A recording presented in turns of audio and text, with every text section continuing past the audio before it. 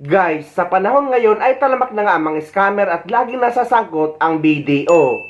Kaya dapat maging maingat tayo sa mga ganitong tumatawag na nagpapakilalang taga-bangko. Sa sitwasyong ito ay pinaglaruan nila ang scammer dahil nga aware sila sa modus. Pero ang nakakalungkot, maraming mga kababayan natin ang nabibiktima ng mga ganito. Ito ang sample ng mga tumatawag na nagpapakilalang mga taga-BDO. Pero guys, kapag may tumawag sa inyong ganito, ay wag kayong magbibigay ng kahit anong impormasyon. Kung may concern kayo about sa inyong account, ay dumiretso kayo mismo sa branch ng bangko nyo. Wag kayo or never kayo makipagtransaksyon sa tawag. Yes po ma'am, opo, from BDO po ma'am. BDO, anong branch po? Head office po ma'am. Head Ito po office. kasi, mamalit po ba to? Opo.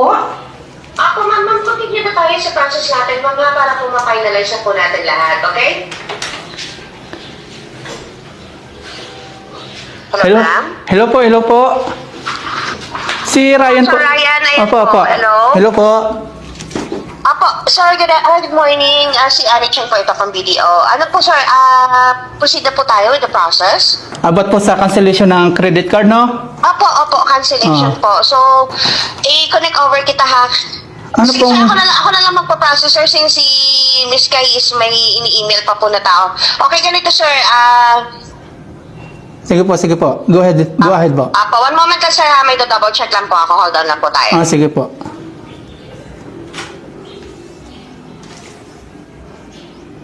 Pahinaan mo nga muna yung apoy. Tatawagin yung video dito.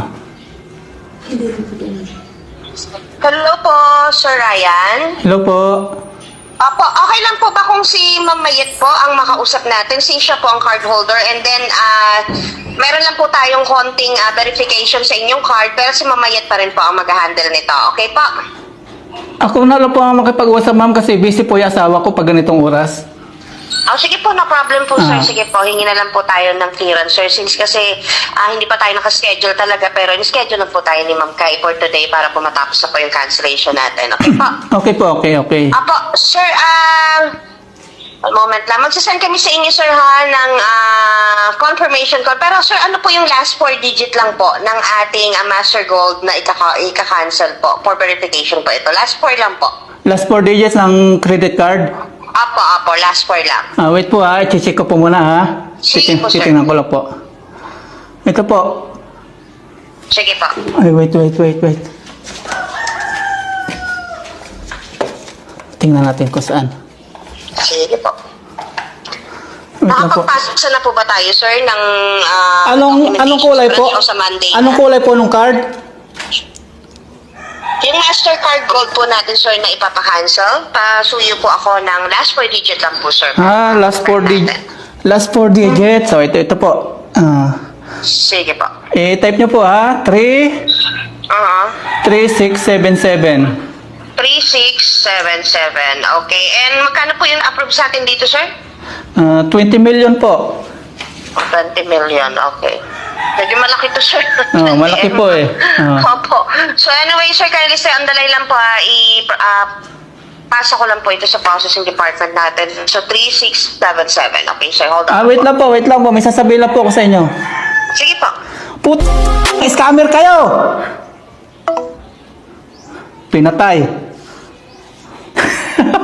Pero hindi po yung tunay na number yung sinabi po natin, nagtsamba lang po tayo. Scammer po yun, pag ganun. Hinihingi na po yung abot sa, hinihingi na po yung abot sa card number natin. Mga scammer to. Pasensya na po sa words namura po natin yung mga scammer. Bigla nila pinatay. Nadali natin sila. Kala nila madadali tayo. Scammer po yun. Kasi araw po ngayon araw ngayon ng Sabado, no? Araw ngayon ng Sunday, no? Sabado. Sabado. Araw Sabado. Wala pong opisina ngayon. Ba't nagtatransact sila ng ganitong araw? Ito. Pinatay nila bigla. Namura ko sila. Sabi po nila, diretso tayo sa counter 4. Doon po tayo pupunta. Muli ding nagpapaalala ang mga bangko at mga online wallet na wag yung papatulan ang mga nag-aalok ng offer na aakalain yung legit talaga at galing mismo sa bangko nyo at online wallet. At meron daw kayong i-click ng link para maklaim nyo ang promo or ang points.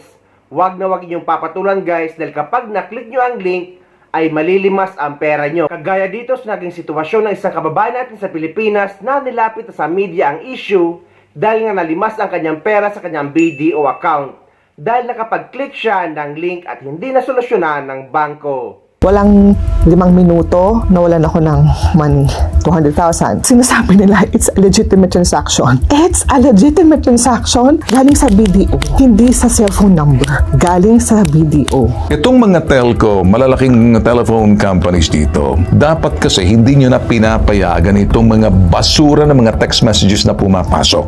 Do not click, do not respond. Pag sumagot kayo, nagka-interest kayo at clinic ninyo, hulog kayo sa bitag. Wala akong click na link. Then after nun, siguro few minutes lang or seconds lang, one-time transaction na, yung 500,000 na transact na daw. Sasabihin lang sa'yo ng bangko, sorry. Sa halagang ganong amount, sorry lang. Kung ganon sila kabilis mabawas sa account, dapat ganon ka rin kabilis mag-hold ng account nang papadalhan yung beneficiaryo. Utok sa buho mga bago kayo. Mahina ka lang risk management, mahina yung sistema ng pagpapatupad, niloloko nyo ata kami. Dapat sila pinag-untog-untog yung mga ulo. Naintindihan ba ng mga bangko itong AFASA?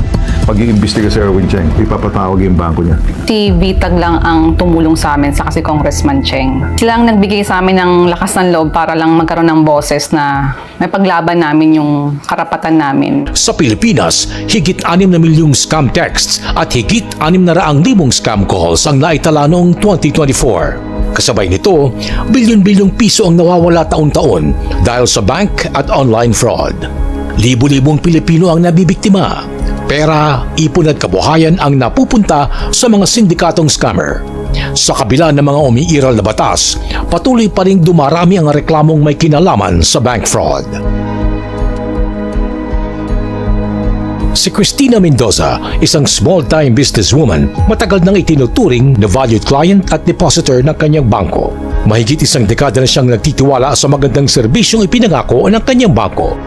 Ngunit ang tiwalang ito biglang gumuho nang masangkot ang kanyang bank account sa isang online banking fraud. Nung January 20, nag-text sa akin, galing yon sa BDO talaga. So, hindi lang siya number. So, stating the text is parang nadadakan ako ng 900 something from BDO Live. Wala naman akong BDO Live. So, to cancel the transaction, I have to press the link. Then, after pressing the link, yun na, lumabas na yung online app na nandun, kailangan ko yung user ID ko and password. So, nilagay ko. Walang 5 minuto, nawalan ako ng money, 200,000. Pag uwi ko sa bahay namin, ang dami ko pa rin na-receive na text. Nag-a-attempt pa rin yung hacker na kumuha ng 150, 120, 90,000, 49,500. Siguro mga 12 initiates yun. So, hindi na siya nakakapasok. Ayon kay Yusek Aboy Paraiso ng Cybercrime Investigation and Coordinating Center, ang pinindot na link ni Cristina ay isang uri ng phishing scam. Ang phishing scam po ay isang uri ng scam kung saan kinukuha ho yung mga detalye natin. Parang mag-click kayo ng link, kinukuha nito yung detalye natin, pangalan, birth date, SSS number. So pag nakuha na nila yung database natin, ibinebenta nila gaya ng scammers, marketing firms, PR firms. Nating unang-una, pag may nakita na tayong link, wag ho i-click yung link. Pinagbawal na ho ng ating National Telecommunications Commission ang pagkakaroon ng anuman link sa mga text messages natin.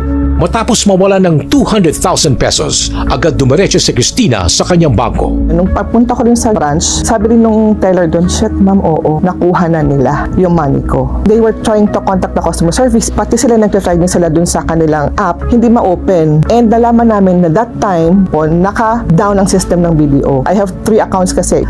So ginawa naman nila, hinold nila lahat ng account ko. Ang pagkadismaya ni Cristina nadagdagan pa matapos malaman ang resulta ng investigasyon na ginawa ng kanyang bangko. After 4 to 5 days naka-receive ako ng investigation letter sa email, sinasabi nila it's a legitimate transaction. It's a legitimate transaction? Sabi ko nga kahit mag-backward kayo way back doon sa mga accounts na pinadadalahan ko, tignan nyo kung may makikita kayong ganyang account number. Ang nakakalungkot lang ho dito at kaya kami nakikipag-usap sa BSP, our current system and our current laws and procedures, medyo maluwag sila pagdating dyan sa mga bangko, yung liability ho ng bangko. Ang sinasabi ho nila, pag may participation ka, pag halimbawa, clinic yung link, that act alone, parang na-absolve na yung bangko. Kaya sinasabi ng bangko, legitimate transaction dahil pinayagan mo, ikaw mismo yung nag-enter ng details, ikaw yung mismo nag-enter ng OTP. Alam mo, aware naman ako dyan sa phishing eh. If it's coming from a strange number, pero coming from BDO and already deducted, syempre matataranta ka. Galing sa BDO, hindi sa cellphone number. Galing sa BDO. Yun ang masakit doon. Ipiniliwanag ng CICC ang estilo at teknolohiyang gamit ng mga sindikatong scammer para mapasok ang mga lehitimong numero ng bangko. So ang tinatawag natin dito yung thread hijacking. Nagagawa to sa pamamagitan ng isang International Mobile Subscribers Identification Catcher o yung IMSI catcher. Ang ginagawa nito sa isang lugar, for example, within a 500 meter radius, no, may isang device na ibablock niya yung signal ng mga cell providers natin at papalitan niya ng signal niya.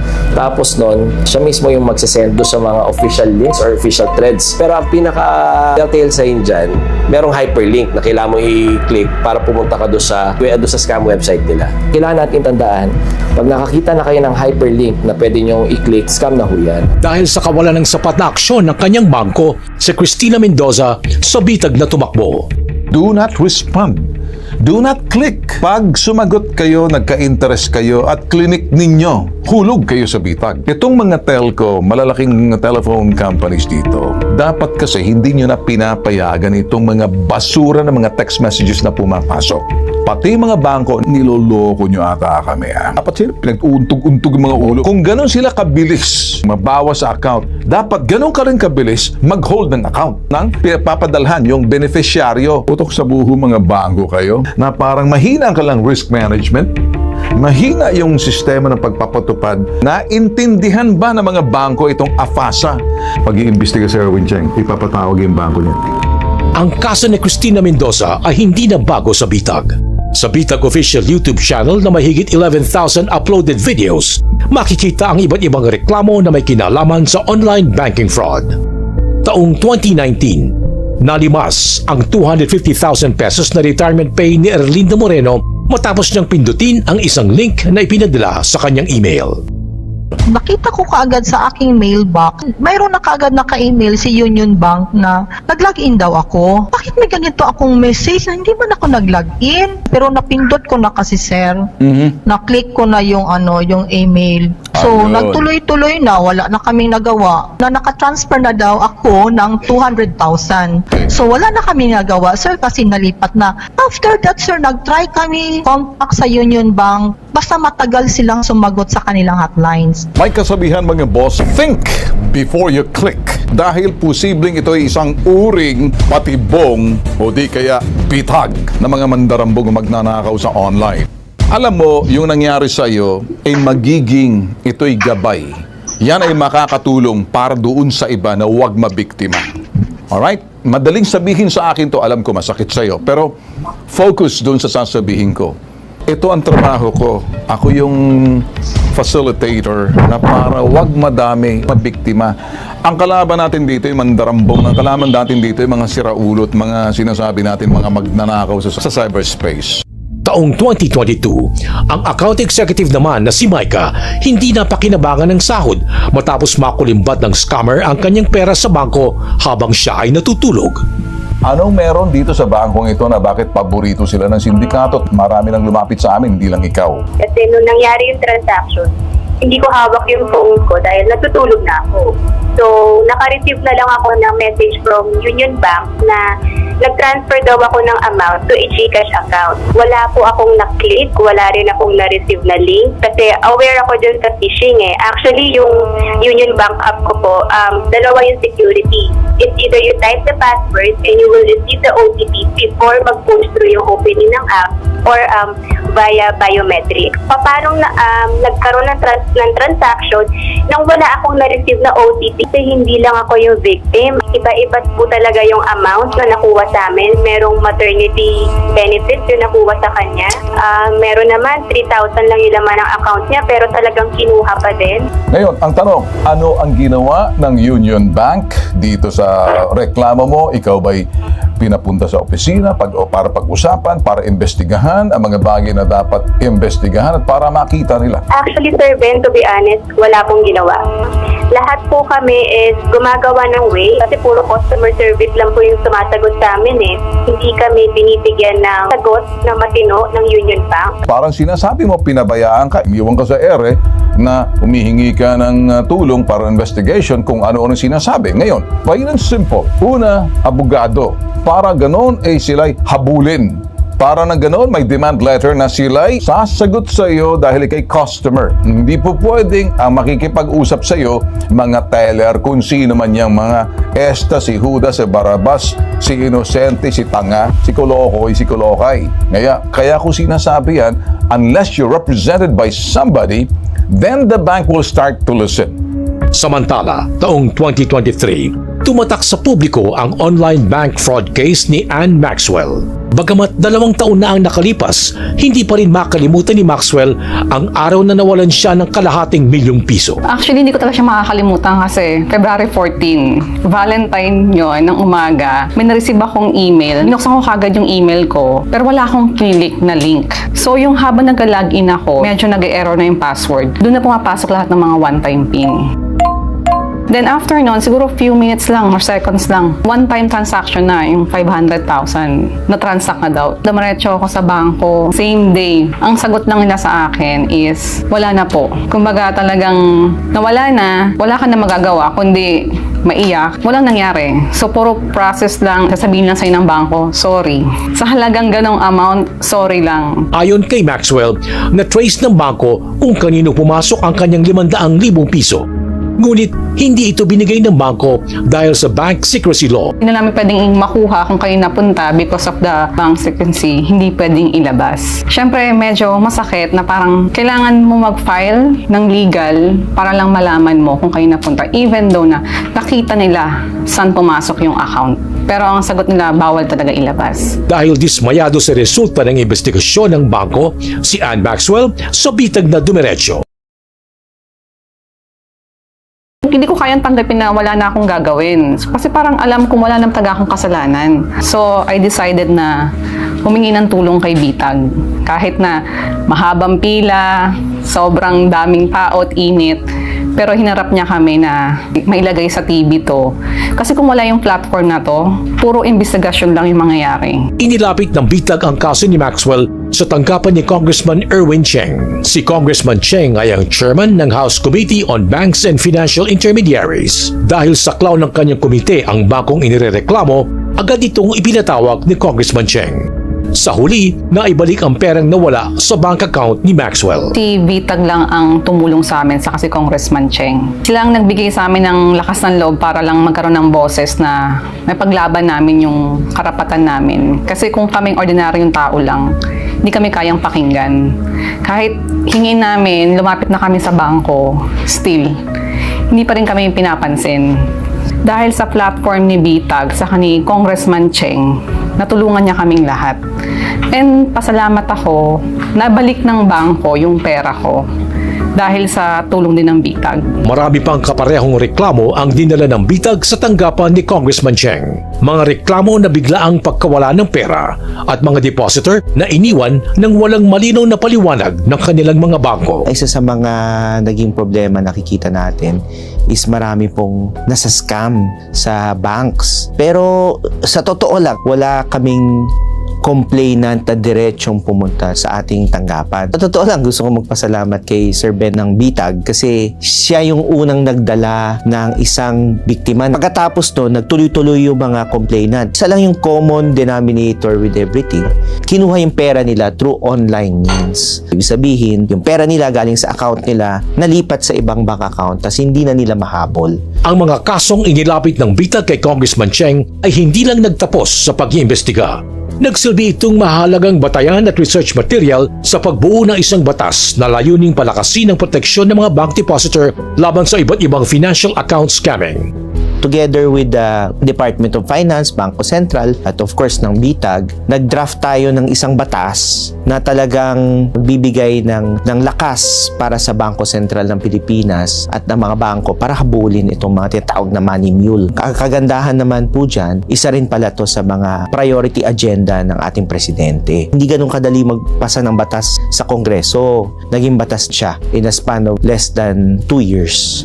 20 ng Hulyo taong 2024, nilagdaan at naisabatas ni Pangulong Ferdinand Bongbong Marcos Jr. ang Republic Act 12010. Ang Republic Act 12010 o ang Anti-Financial Accounts Scamming Act ay batas na ginawa upang protektahan ang pera ng mga bank depositor laban sa mga scam at online o electronic bank fraud. Sa ilalim ng AFASA, inaatasan ng mga bangko na agad kumilos kapag may kahinahinalang transaksyon. Pinapalakas ng AFASA ang kapangyarihan ng Bangko Sentral ng Pilipinas upang bantayan ng mga bangko at siguraduhin sumusunod sila sa batas. Si BSP ay binigyan ng mandato upang mag-issue nitong implementing rules and regulations ng AFASA. Nag-issue ng 3 circulars ang BSP para i-implement ng AFASA. Ang mga ito ay naging effective noong June 25, 2025. Sa ilalim ng AFASA at alinsunod sa BSP Circular No. 1215, may kapangyarihan ng mga bangko na pansamantalang i-freeze ang mga bank account na ginagamit sa panloloko. Within 24 hours, pag nag-complain ho yung kliyente ng bangko, yung na biktima, dapat hino-hold na nila yung bank account. I-hold nila yon, i-advise nila yung bangko na recipient ng funds, ho-hold nila yon. Kahit 3 bank account pa yung pinasukad ng pera na yon, kailangan i-hold lahat yun. Ngunit sa kabila ng malinaw na utos ng AFASA sa kaso ni Cristina Mendoza, hindi pinairal ng bangko ang pag-hold sa bank account kung saan pumasok ang kanyang 200,000 pesos. Hindi ko narinig sa kanila na hinold na yon. Basta ang alam ko lang, hinold nila yung mga accounts ko. Hinold na ba yung account nung kumuha, yung beneficiary? Wala kasi kami ganun, hindi pwede yun sa amin. Sabi niya, hindi namin hold yun. Hindi na ako nagsalita. Sabi ko kasi yun yung dapat na ginawa. Ma'am, hindi kasi namin hold yun. Ang hinold namin, yung accounts nyo. Dahil dito, ipapatawag ni Congressman Cheng sa Kongreso ang inirereklamong bangko at ang BSP upang alamin kung bakit hindi nila na ipapatupad ng tama ang AFASA. Ako po yung principal author ng Anti-Financial Account Scamming. Siyempre, responsibilidad ko rin to. Dahil sa nangyari kay ma'am, isa sa unang gagawin natin is magkakaroon tayo ng inquiry as to bakit. Isolated ba to? Isang bangko lang, isang branch lang ba may hindi alam? O lahat ng bangko hindi alam? Kasi kung ganyan, kailangan natin i-require ang Bangko Sentral ng Pilipinas na umikot sa buong Pilipinas at kausapin lahat ng bangko para magkaroon ng information dissemination campaign. At syempre ako naman as congressman, siguro ang gagawin ko naman trabaho ngayon is gagawa kami ng paraan para mas ma-inform lahat ng tao tungkol sa bagong batas at sa mga karapatan mo bilang depositor. Aminado si Cristina Mendoza na hindi alam na may bagong batas na dapat pumuprotekta sa kanyang karapatan bilang bank depositor. Sa kabila nito, umaasa siya na magkakaroon ng aksyon sa problemang kanyang kinakaharap. AFASA law, ngayon ko lang siya narinig. Hindi ko kasi alam kung ano ibig sabihin ng AFASA law, di ba? Hindi ko talaga siya alam. Nung narinig ko lang yung explanation, medyo gumaan ng konti. Nung narinig ko yon at nung pumunta ako dito, nakakangiti na ako. Meron akong naramdaman na kakaiba na hoping. Wala akong kalaban-laban na wala yung money ko. So siguro alam ni Lord na trabali ko yan, wala ka naman, nawala lang yan sa iyo eh. So hindi mo yan deserve na mawala. Sa mga lahat ng mga ibang nawalan pa ng pera, huwag kayong mahiyang lumapit or lumabas para ipaglaban nyo yung karapatan ninyo. Kung huwag kayong mawalan ng pag-asa. Kung alam nyo naman talagang wala kayong kasalanan, paglaban natin. Kahit meron na tayong AFASA law, lumabas pa din kayo, pumunta kayo kay Bitag dahil malaking bagay talaga na makakatulong sila at malaman ng gobyerno kung anong nangyayari sa atin.